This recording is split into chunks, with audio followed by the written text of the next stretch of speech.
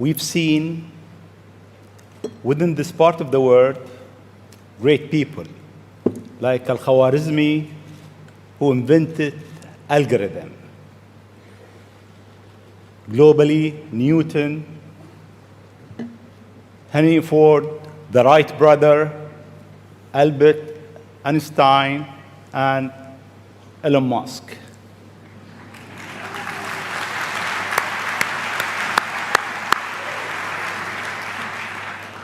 It seems you are in rush.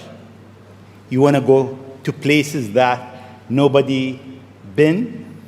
You are reinventing a certain industry, from the rocket industry with SpaceX to the car industry with Tesla. What's your mission in life? Why you do whatever you do? Sure. Well, first of all, thank you for having me. It's an honor to be here, and we're having a really great time with my kids in Dubai. It's really been fantastic. I'd really encourage anyone who hasn't been to visit. What a great city. Thank you. Thank you. And in terms of the motivations, I guess the sort of kind of a long version of the explanation, but essentially, when I was a kid, I was wondering kind of what's the meaning of life? Like, why are we here? What's it all about? And I came to the conclusion that what really matters is trying to understand the right questions to ask. And the more that we can increase the scope and scale of human consciousness, the better we are able to ask these questions. And so I think that there's certain things that are necessary to ensure that the future is good. And some of those things are, in the long term, having long-term sustainable transport and sustainable energy generation. And to be a spacefaring civilization, and for humanity to be out there among the stars and be a multi-planetary species. I mean, I think being a multi-planet species and being out there among the stars is important for the long-term survival of humanity. And that's one reason, kind of like life insurance for life collectively, life as we know it. But then the part that I find personally most motivating is that it creates a sense of adventure, and it makes people excited about the future. And if you consider two futures, one where we are forever confined to Earth until eventually something terrible happens, or another future where we are out there on many planets, maybe even going beyond the solar system, I think that second version is incredibly exciting and inspiring, and there need to be reasons to get up in the morning. You know, life can't just be about solving problems. Otherwise, what's the point? There's got to be things that people find inspiring and make life worth living. So what is life for you? I mean, you look at our life, and I heard you before speaking. Is it a dream? Is it Is life a real? dream? Is it a million D? What is life for Elon Musk? I find as I get older, I find that question to be maybe more and more confusing or troubling or uncertain. I think particularly when you see the advancement of something like video games, you know, like say 40 years ago, you had video games. The most advanced video game would be like Pong, where you had like two rectangles and a dot, and you're like batting it back and forth. I played it. Oh yeah, like me too, exactly. I That's played Pong. Exactly, it sort of dates you a little bit, but yeah, we both played the same game. And that was like, wow, that was a pretty fun game at the time. But now you can see a video game that's photorealistic, almost photorealistic, and millions of people playing simultaneously. And you see where things are going with virtual reality and augmented reality. And if you extrapolate that out into the future with any rate of progress at all, like even 0.1% or something like that, a year, then eventually those games will be indistinguishable from reality. They'll be so realistic, you will not be able to tell the difference between that game and the reality as we know it. And then it seems like, well, how do we know that that didn't happen in the past and that we're not in one of those games ourselves? Interesting. Interesting. I mean, could be. Everything is possible in life. I mean, yeah, particularly like things seem to be accelerating to something. Isn't it? I mean, if we look at our life, it seems in the past 100 years, life been accelerating quite fast. Yeah. In the past 20, It's much getting faster. faster and faster. Is it more slow? So my question is really, how life will be in Earth 20, 30, 50 years from now? Our education, our transport. How do you see it? Well, I think this is one of those things that's quite difficult to predict. When you think of, say, the first controlled powered flight was 1903 with the Wright brothers. And then 66 years later, we put the first people on the moon. I mean, if you'd ask people, say in 1900, what are the odds of, man landing on the moon, they would have said that's ridiculous. And if you try to talk to them about the internet, they would not even know what the heck what are you even talking about? Like, this sounds so crazy. But today, with a $100 device, you can video conference with anyone in the world, on the other side of the world. And if you have a Wi-Fi connection, it's basically free. Free to have an instant visual communication with anyone, or even with millions of people. With social media, you can communicate to millions of people simultaneously. You can Google something and ask any question. It's like an oracle of wisdom that you can ask almost any question and get an instant response. It would have been incredibly difficult to predict these things in the past, even the relatively recent past. So I think the one thing that we can be quite certain of is that any predictions we make today for what the future will be like in 50 years will be wrong. That's for sure. I mean, I think directionally, I can tell you what I hope the future has, as opposed to maybe what it will be, because this may just be wishful thinking.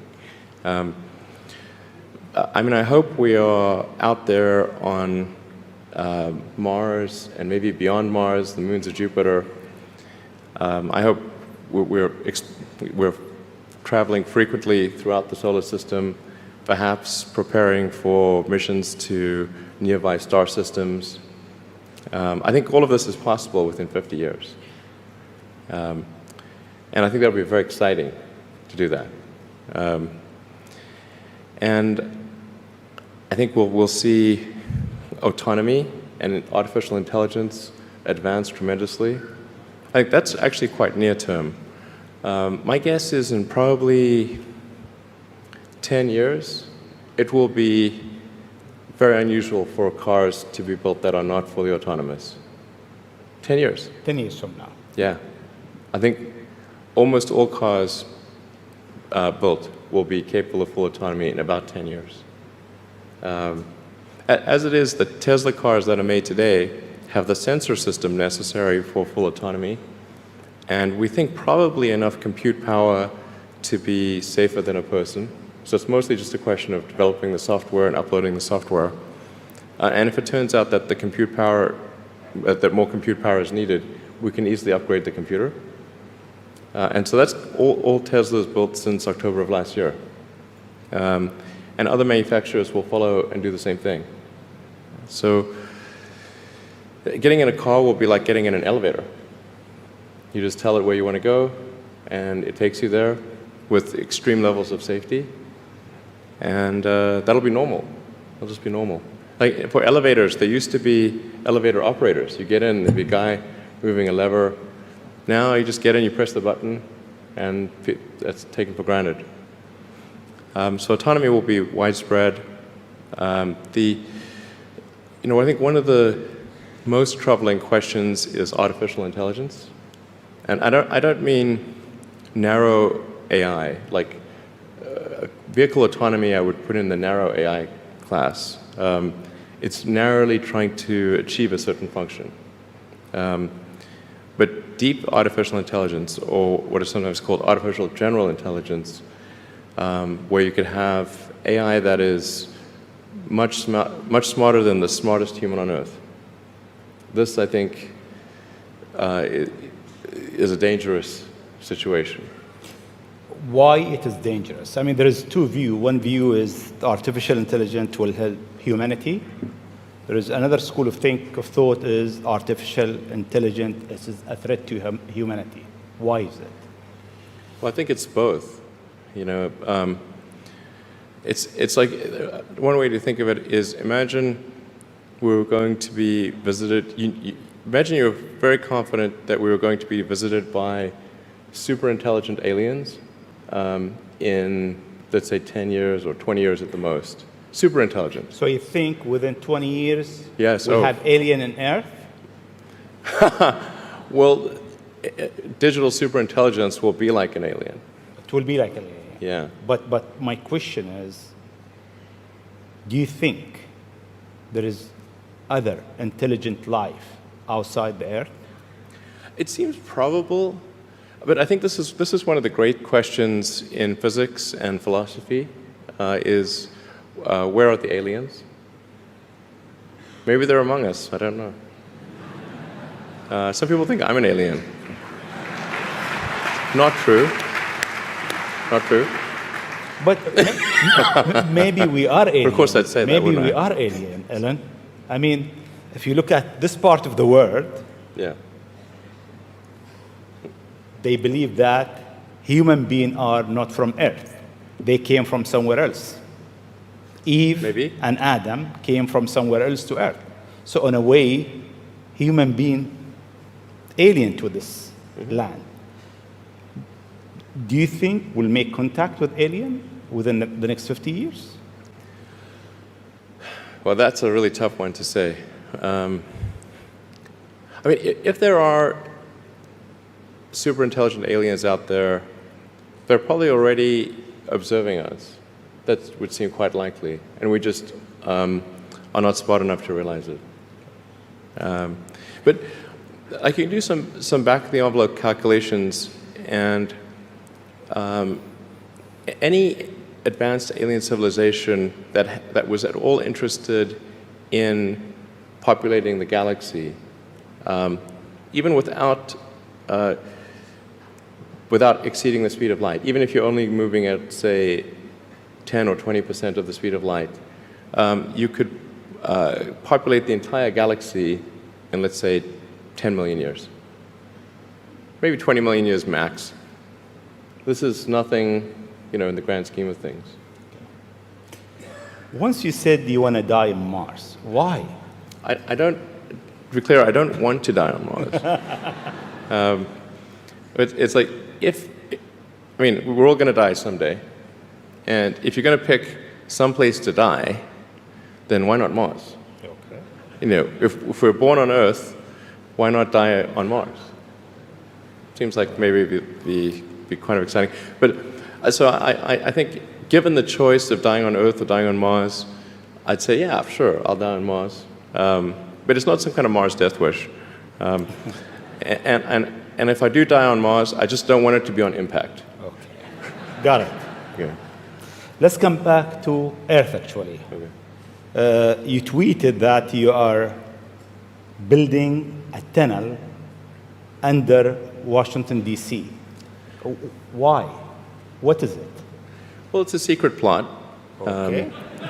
just between us. Nobody heard you? Yeah, exactly. Please keep that secret. Well, I think this is going to sound a little. I mean, it seems like somewhat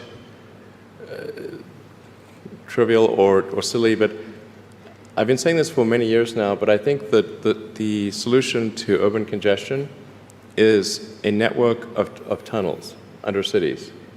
And you can, when I say, I don't mean a 2D plane of tunnels. I mean tunnels that go many levels deep. So you can always go deeper than you can go up. Like the deepest mines are taller than the tallest buildings.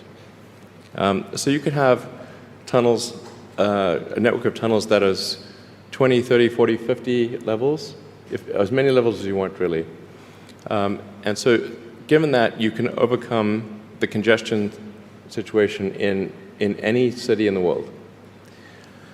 The challenge is just figuring out how do you build tunnels quickly and at low cost and with high safety.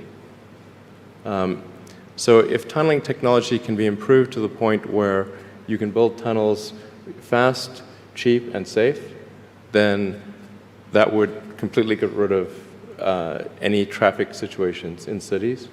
And so that's why I think it's an important technology. Washington, D.C., LA, and most of the major American cities, most major cities in the world, suffer from severe traffic issues.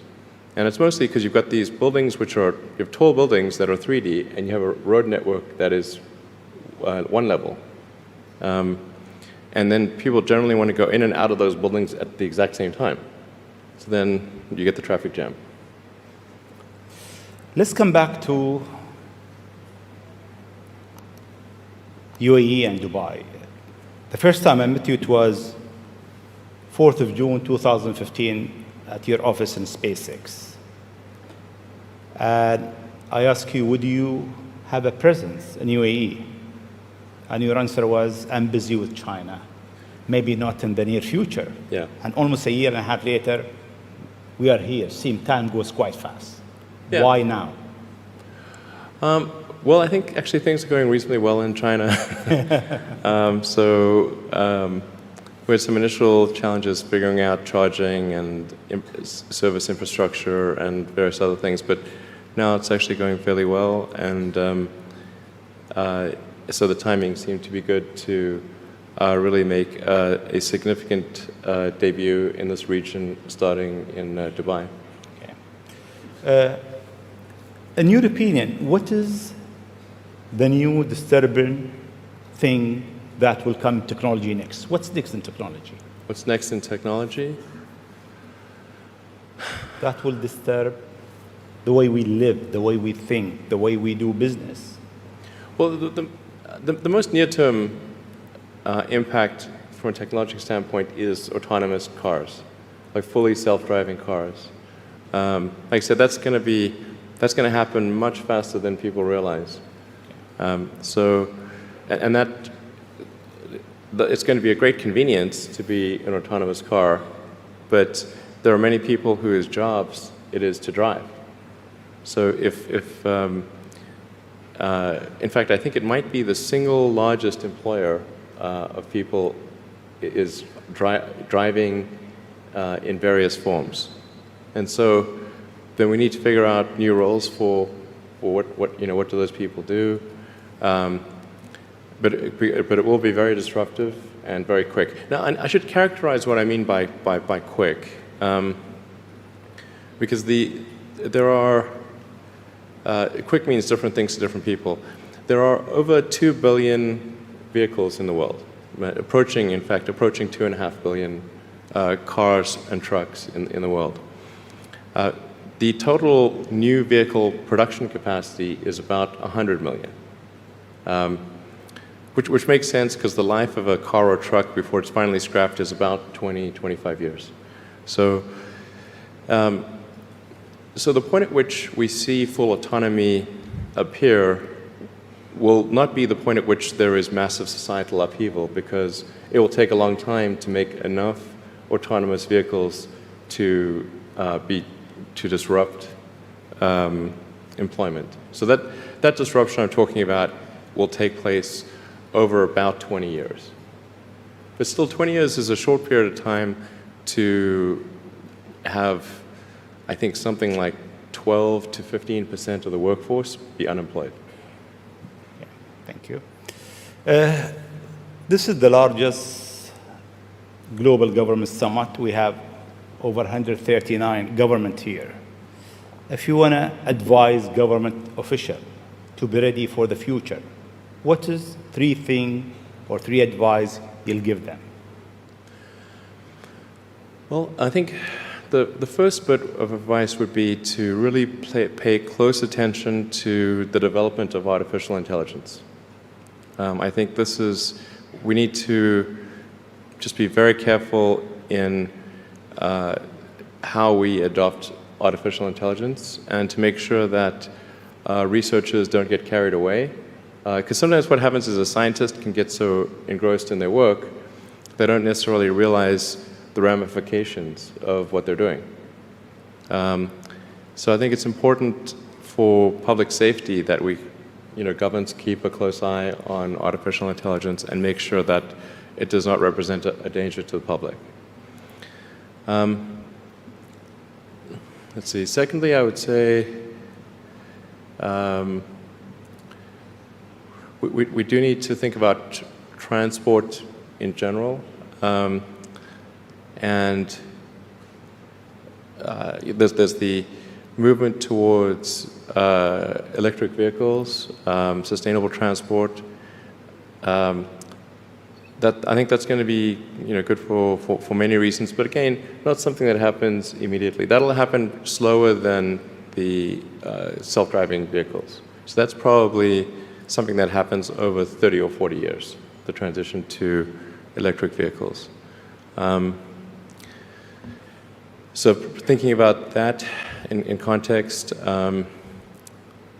the demand for electricity will increase dramatically. So currently, in terms of total energy usage in the world, it's about 1/3 electricity, about 1/3 transport, about 1/3 heating. So over time, that will transition to almost all, not all, but predominantly electricity, which means that the demand for electricity will probably triple. So it's going to be very important to think about how do you make so much more electricity.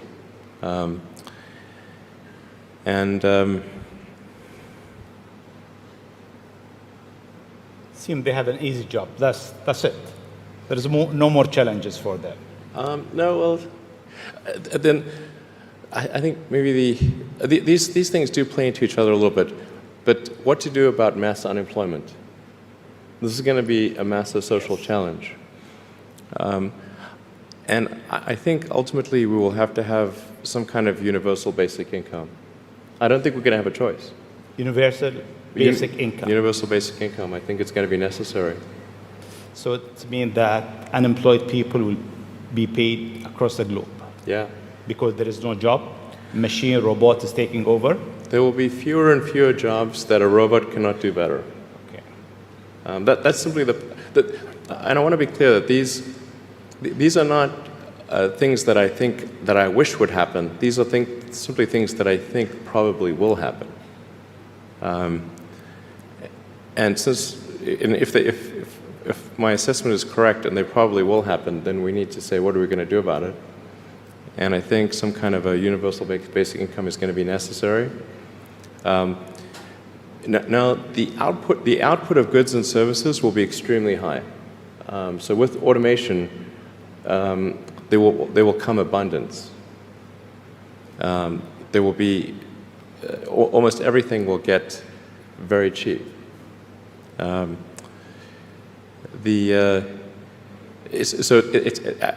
I think I think we'll just end up doing a universal basic income. It's going to be necessary. The harder challenge, much harder challenge, is how do people then have meaning? Like a lot of people, they derive their meaning from their employment. So if you don't have, if you're not needed, if there's not a need for your labor, how do you? What's the meaning? Do you have meaning? Do you feel useless? That's a much harder problem to deal with. And then how do we ensure that the future is going to be the future that we want, that we still like? No, I mean, I do think that there's a potential path here which is, and we're really getting into science fiction or sort of advanced science stuff, but having some sort of merger with biological intelligence and machine intelligence. To some degree, we are already a cyborg. You think of like the digital tools that you have, your phone, your computer, the applications that you have, like the fact that, as I was mentioning earlier, you can ask a question and instantly get an answer from Google or from other things. And so you already have a digital tertiary layer. I say tertiary because you can think of the limbic system, kind of the animal brain or the primal brain, and then the cortex, kind of the thinking, planning part of the brain, and then your digital self as a third layer.